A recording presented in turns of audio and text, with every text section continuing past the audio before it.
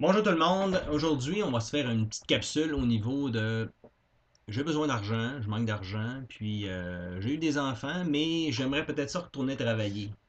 Donc, papa ou maman, un des deux, celui qui a arrêté de travailler pour avoir les enfants. En général, c'est la femme. On se le cachera pas. Les enfants, d'habitude, les papas, d'habitude, ils ont la misère à avoir des bébés. Hein, ça n'a pas tendance à pousser dans ce baden-là. En tout cas, en général, c'est ça qui se passe. Les enfants vont toujours être accouchés par les femmes, n'en déplaise aux féministes. Alors, euh, est-ce qu'on retourne travailler parce qu'on a besoin d'argent? Donc, faut évaluer. Retourner travailler, c'est une bonne idée, mais il faut choisir ce qu'on va faire de travail. Parce que il y a des métiers, souvent, il y a des gens qui ont laissé leur emploi, puis ils n'ont pas des gros diplômes. Fait que là, ils vont choisir d'aller travailler pour des petits montants d'argent. Mais est-ce que ça en vaut vraiment la peine? Tu sais, si tu ne gagnes pas un seuil de tel niveau, ça ne vaut même pas la peine d'aller travailler. Fait, regardez l'exemple ici. C'est un exemple qui est dans la forme financière. Moi, j'ai une forme financière en anglais, disponible aussi en français au niveau électronique. Moi, je l'ai en anglais. Alors ici, c'est basé sur des chartes de 2013, là, puis c'est des affaires américaines. Alors, je vous fais grâce de tous les petits détails ici du Canada. Nous, on est au Canada ici.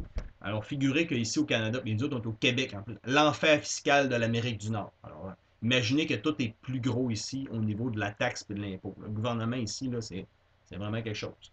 Mais même avec les chiffres américains, que c'est moins pire, ça, c'est déjà, c'est déjà quelque chose. Alors, tu sais, vous avez un homme qui travaille ici, John, qui travaille à 40 000 par année, donc un petit salaire, des petits revenus. Puis là, Sally, sa femme, dit moi, je vais aller gagner la moitié de ton salaire. Est-ce une bonne idée? Alors, là, bon, qu'est-ce qu'il va avoir? On va avoir, ben, en plus, sur le salaire que la madame va gagner, il va y avoir de l'impôt qui va partir. T'sais, ici, dans l'exemple, on a une partie de l'impôt qui part, donc 4800 en impôt qui s'en va.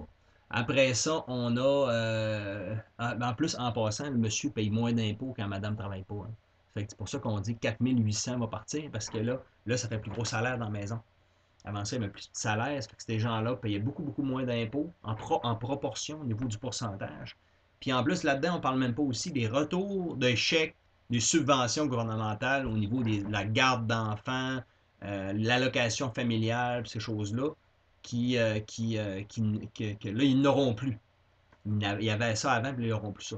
Là-dedans, c'est même pas pris en compte parce que le système est différent. Alors, là, la dame, elle, il faut penser qu'il faut qu'elle s'acheter du linge parce que là, elle ira pas en jaquette.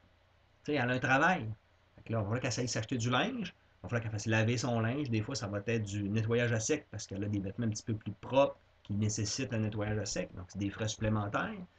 C'est peut-être besoin d'une petite voiture. Petite voiture usagée, de quoi de rien de très gros, mais ça en prend une pareille. Des frais supplémentaires, de l'essence à mettre dedans, ou encore des tickets d'autobus si la personne est à disponibilité des transports en commun. Ça va prendre des tickets d'autobus. Ça va prendre de la nourriture de plus. La personne, elle mange à la maison. D'habitude, manger à la maison, c'est toujours moins cher que manger à l'extérieur.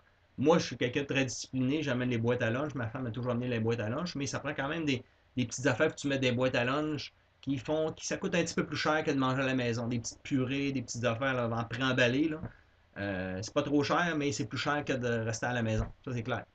Mais souvent, ce qui arrive, c'est que les gens, quand ils travaillent à l'extérieur, en général, de temps en temps, on arrête dans un petit restaurant chez un café, on arrête dans un restaurant, des fois le midi, ça me tente pas, j'ai pas ce qu'il faut. Fait que ça coûte toujours plus cher en frais de restaurant, veut pas.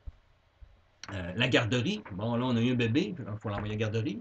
Ah, la garderie, nous, on a une garderie d'État ici au Québec, là. Ça coûte de l'argent pareil. Ça fait que là, ça va coûter des frais de garderie. Frais de garderie plus, bon, on vient de les ajouter encore. Qu'est-ce que ça va coûter en plus? Là, moi, je suis sûr que j'oublie des affaires. Je suis sûr que j'oublie des affaires. Euh, donc, tous les frais reliés à se déplacer, les travailler, ça va faire qu'en bout de l'année, là, ici, Sally, dans l'exemple, il regarde ça à la fin de l'année, puis, tu sais, ces gens-là prennent la peine prennent la peine de regarder les affaires, puis là, ils disent, hey, on a fait à peine 1000 $ de plus. Peine, ça vaut-tu vraiment la peine? En plus, on ne s'est pas vu.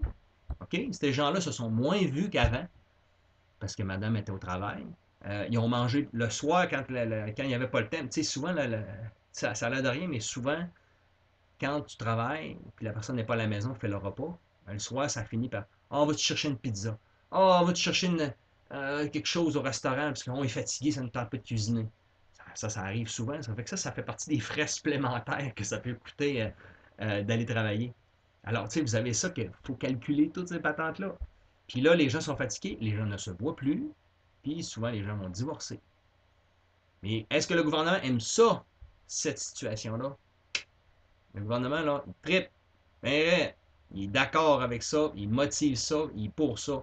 Parce que tu vas faire rouler l'industrie automobile, l'essence, les stations-service, transport en commun, les boutiques pour acheter du linge, des vêtements, plus de taxes, le gouvernement va connecter plus de taxes. Puis, si tu divorces, ben là, une deuxième maison, donc plus de taxation municipale. Fait que le gouvernement, il est d'accord avec ça, puis il aime ça.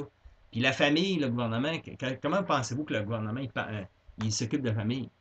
Il s'en fout complètement. On est en train de détruire la famille au Québec avec nos stratégies idiotes. Ça, c'est une stratégie idiote, ça. OK? Mais les gens, c'est parce que les gens ne sont pas informés. Les gens ne se rendent pas compte de qu'est-ce qu'ils font. Fait que puis là, il y en a fait, j'ai même pas parlé encore d'une affaire aussi, là. Ça peut provoquer un divorce, mais ça provoque quoi aussi? Un enfant qui manque d'attention. L'enfant qui est à la garderie, là, il n'est pas dans la maison chez vous, c'est pas toi qui l'élève. Puis si tu pognes un enfant qui a moindrement un petit peu de difficulté d'apprentissage, là, il y a besoin de papa ou de maman qui est à la maison, qui l'aide dans ses devoirs. Mais là, il n'y a pas de maman et papa à la maison qui l'aide dans ses devoirs. Puis des fois, ça peut être un enfant qui a besoin de beaucoup d'attention. On a des enfants comme ça qui ont besoin d'attention plus que d'autres. Là, ça fait que là, on les met sur le Ritalin parce que là, c'est un hyperactif. Il y en a qui sont hyperactifs, ça, je suis d'accord avec vous. Là. Mais la plupart, c'est pas ça le cas, c'est qu'ils manquent d'attention, papa et maman. Maman et papa, ils ne donnent pas d'attention assez. Fait que là, ça fait des gens qui. Ça fait des enfants qui ont des problèmes. Parce que maman et papa ne sont pas là à s'en occuper. Puis autre fait, ça, je ne suis même pas là-dessus encore. Autre fait, c'est que moins de temps pour aller s'entraîner. Fait que vous devenez moins en forme parce que vous faites un crochet. Fait que vous venez moins en santé, votre couple est moins en santé, vous vous occupez moins de vos enfants, pour 1000 $ de plus par année. Wow! Faites attention. Faites attention à calculer donc vos affaires. Demandez donc conseil à des gens des gens réfléchis, des gens qui ont une certaine sagesse. Là. Demandez pas ça à votre ami qui est cassé, qui n'a pas 200 cents, puis qui est divorcé 4 fois. Là. Demandez ça à quelqu'un qui est plus solide un peu, là, qui est un petit peu plus solide que vous. Là. Les gens aiment ça, donner des conseils. Inquiétez-vous pas. On n'a jamais, on n'a jamais tort de demander conseil. Demandez conseil à des gens que vous pensez que des résultats sont intéressants. Ça, vous ne vous tromperez jamais à demander des conseils à des gens qui ont des bons résultats. Puis, au pire aller, ben, vous aurez perdu votre temps. Mais ça insulte pas les gens, ça. Demander des conseils. Pourrais-tu me donner un conseil? Les gens ça tripe. Si tu demandes ça à quelqu'un, les gens ils ça au bout. Ils se sentent valorisés. Mais la majorité du temps, c'est qu'on ne demande pas conseil à personne, puis on pense qu'on le sait. Puis là, ben, on tombe dans une affaire de même. Puis là, bon, on se réveille après 10 ans, puis notre vie est tout croche. Puis on se demande pourquoi on est rendu là. Ben, c'est ça. Continue à demander à personne aucun conseil, puis tu vas avoir des résultats de personnes qui sont en train de tout découvrir la vie à nouveau, encore et encore, alors qu'il y a du monde qui a passé avant toi. Il y a beaucoup de monde qui ont passé. Puis ceux qui sont intelligents dans la vie, ben, ils demandent à ceux qui ont passé avant pour éviter de tomber dans les mêmes pièges. Il y a des tas de pièges. Et si tu es capable de les éviter, tu vas aller bien plus vite. OK? Bonne journée.